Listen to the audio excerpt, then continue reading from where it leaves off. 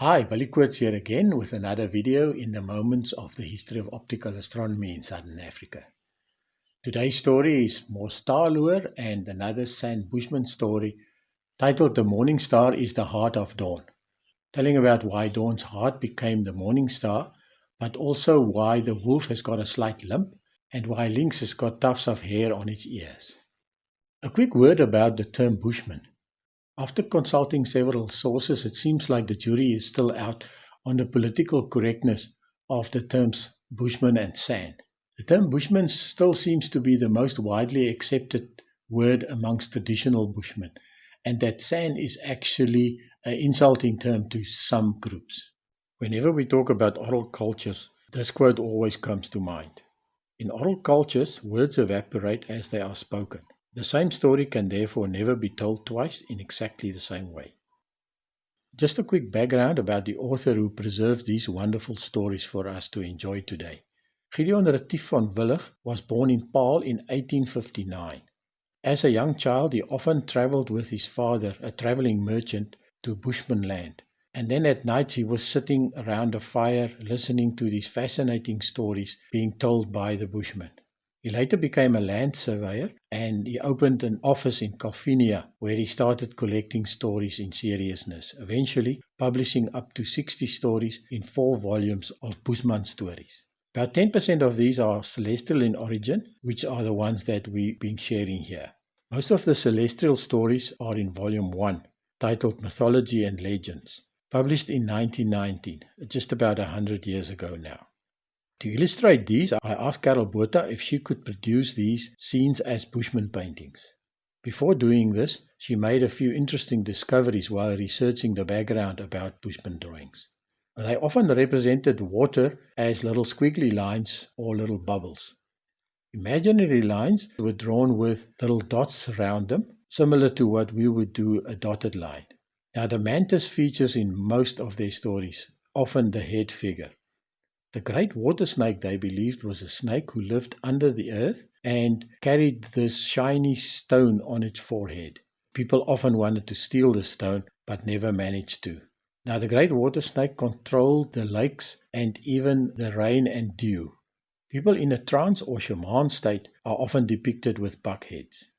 Martin Kilkenny, a graphic designer and son of one of our astronomers, Dave Kilkenny, also illustrated 2 of these stories for us.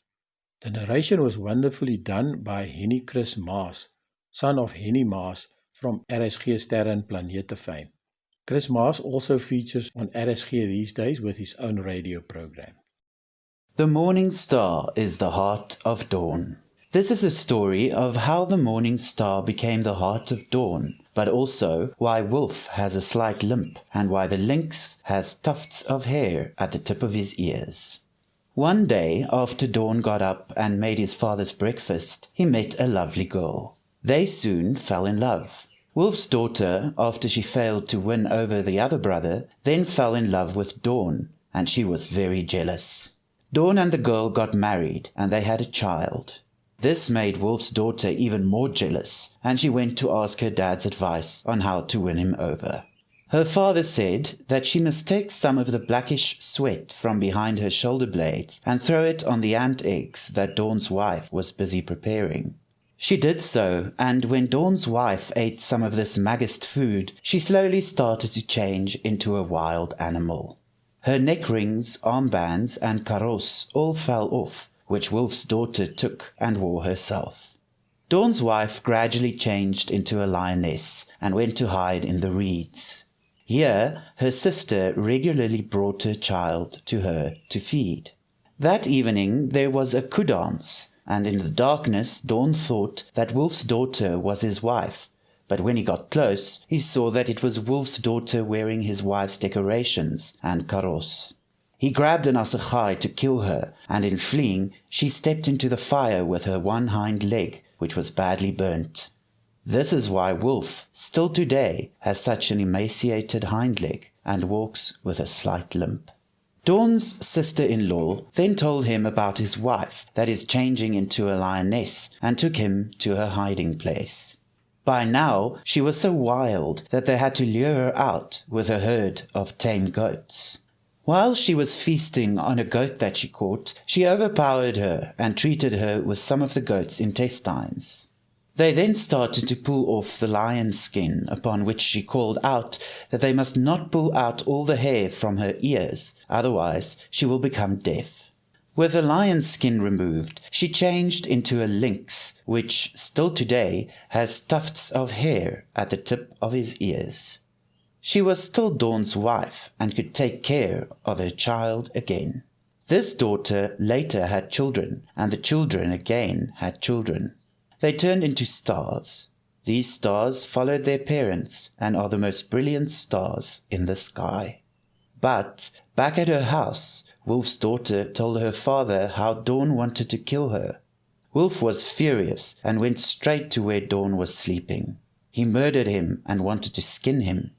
As he cut open the body, his sparkling heart flew out and went up into the sky. From then on, it was the brilliant morning star. He then came to fetch his wife, children and grandchildren to stay with him on the sunrise side of the sky, with a great bright morning star, the heart of Dawn. Well, I hope you're enjoying these stories. And if you missed any, please go back to my YouTube channel and go and watch them. See you next time. Bye.